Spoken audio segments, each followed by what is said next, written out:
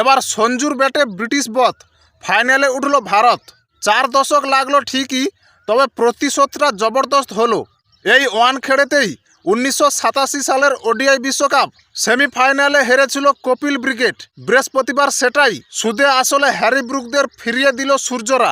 200 বছরের অত্যাচারী শাসকদের বিরুদ্ধে এলো 7 রানের জয়।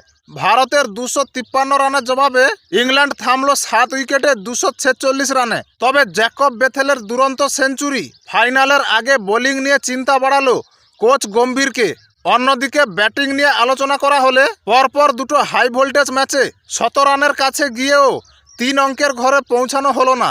স্যামসনের এই 42 বলে 89 রানের তাণ্ডব যে ফাইনালের রাস্তা গড়ে দিল তা নিয়ে কোনো চিন্তা নেই।